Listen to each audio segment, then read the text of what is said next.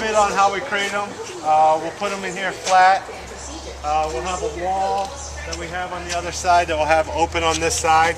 With that is, this is the side that's all screwed. Okay. Not necessarily nailed. The other three sides are nailed. So you're gonna have to crowbar them out if you don't open that side. Panel and or a short panel. Clips go in and then this clip slide to wherever your studs are. So in this case, in this mock-up, it's 24 on center. When the job comes across and they are 16 on center in corner wind loads or other condition, you're able to slide that to wherever the substrate will allow. Engineering wise, you should have a fastener at every vertical stud. What's your recommendation of locating the stud once the sheathing's on there? How do you coordinate that? Scanner? Scanner. So, and you'll see when we're doing it, but if this is your first panel we're putting in, right? Two sides, this side would just call it a J, and a J would get just the hook. The other side twos would get the claw and the claw. That makes sense. I call these a claw because it's kind of encapsulated. Okay. So I consider this the J. Yep. And this the claw. Okay? This is the main clip that holds it in. When you start it out, you just utilize the J. So this is nothing more than this piece as a different extrusion. This is our termination clip, and that's nothing more than this piece kind of cut out of that. Okay. Make sense? Yep. So this would be here? Correct. I don't have two of those. So when does this come in? This is only at a termination. So when you get to, say you're working your way up the building and you get to a window jamb, or you get to a soffit that turns around, or some other type of detail, and there's a 3/4 inch joint, and just say it comes up to, you have your panel and it comes up to brick. Yep. If you had this clip, it's going to be above the brick and no two-way. Sure. So this cuts it out, so you still maintain the 3/4 inch joint in the attachment. Right? Now when you have this combination clip, it automatically has the J built into it. Which is this? Which is this. When you put in this next one, you already have this J built into it. You don't have to, this panel, when you set this clip, you're already setting the clip for the next one. So you're kind of, now you have a claw on this side, a claw on that side, and a J down here. Because you're going to do the same thing. You're going to have this one here and that one. This is the one below it, and that's the combination. So this J will receive, that J will receive this piece. I see. So now your next one's already here. You use your combination clip and you have a J here. You have your combination. After you, to say this is the building, and your progression of work is this way. After you do the J, set these J's here and these J's here, every adjacent panel are already going to give you the clips you need. So you got to remember, this is on the wall right now, and there's a clip here. I'm just trying to simplify it. And a clip here. This already has a J, already has a J, already has a J. You already put this J in here. When you do this, this already has a C and this already has a J. This already has a C and this already has a J. So when you put this next one in, you already have these slid into the extrusion and the next one slid in here. So it automatically just keeps feeding itself, if that makes sense. So really after you plumb and level these, excuse me, the combination clip pretty much takes care of everything else. Is there a spacer bar that goes? There's a filler strip that goes in here. Okay.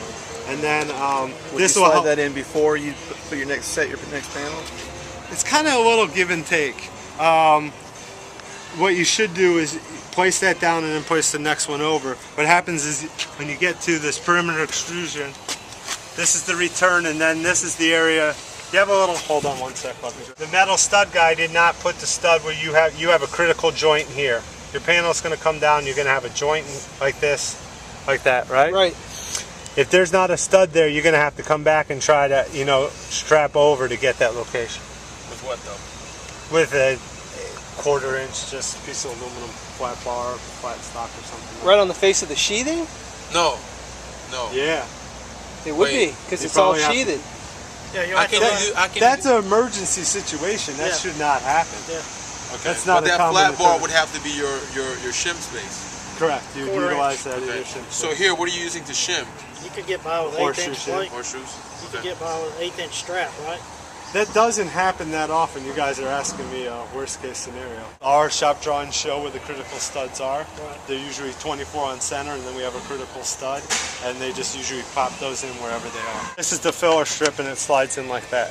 then the next adjacent panel does this. Oh, okay. And this thing has the ability to slide, right? Correct. So you can slide it in, or you can drop it into. Marking to put these stiffeners in. Bottom of this, for this particular case, is 11.5 and 24 and 7/8. And it was 11 and 5/8 out there, right? Yeah, we had to adjust it by an 8. Okay.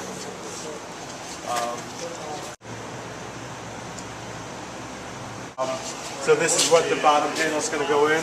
We're going to install these two. Now you're shimmed out on your J-track. Correct. Is there a reason why? Yes, because the system is just shimmed for imperfections in the substrate. Okay. Your substrate is never going to be perfect all the way across. So this gives you a level to be able to make sure it's plumb and square when you're installing the panels. Is there a maximum minimum that we need to, you know? All our drawings are based on a 1/4 inch shim, and that's what we would shim to. So would you take, I mean, you'd pull a string, you'd pull a laser, how would you determine the wall? You take your furthest point out and shim everything else to it? Is that how it would go? Yes. And there must be a maximum, so the maximum would be? 1/2 inch. 1/2 inch. To 3 fax room, all the other stuff we do there. Yeah, pretty state of the art facility.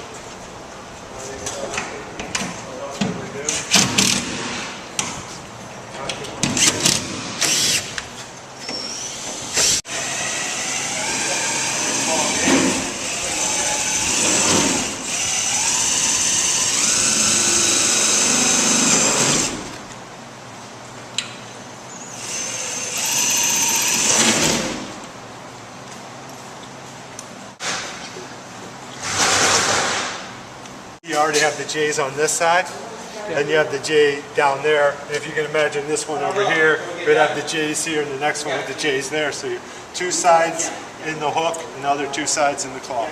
And it's pretty much, you can go this way, you can go that way, you can go, we have a double starter where it's both J's, we can go in the middle, or both ways. So we have a lot of other options and other things you can do.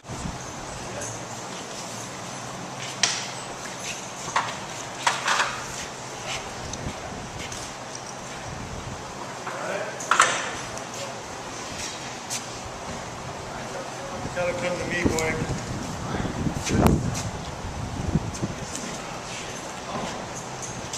You can wake up. There. Good? Yep. Ready? No, it's gotta come against the wall more, Blake. Against the dense glass. You want up? There you go. Now, the only problem we got this. I have mine hooked on. You're on the inside? Yeah. You on the outside now? How are you? I think I'm on the inside as well.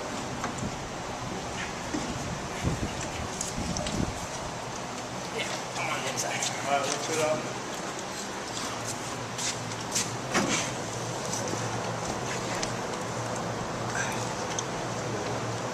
Ready? Yeah, I think so.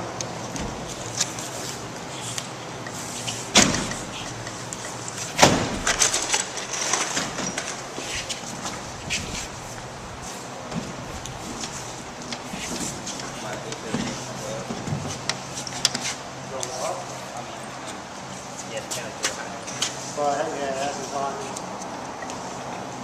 We should get our shit.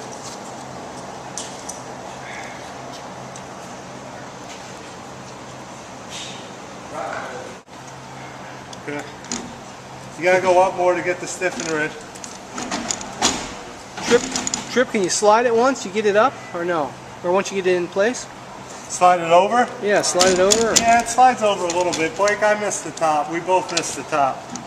It doesn't slide overly well unless you give it a little squirt of WD-40. There we go. Let's put the shims in there.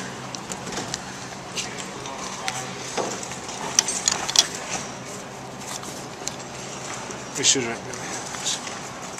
I mean, you can get it to slide over. I mean, I just moved it over. You're not going to be able to get it in and just go, I got you. because the extrusions bind. You have the J in there. The aluminum's just, as much as it slides loosely when you put the weight on it, it doesn't necessarily just. Usually we have an installation kit that we send out that has some of these shims, and some of that other stuff, and we have some little WD-40 at times, and we'll squirt here, squirt there.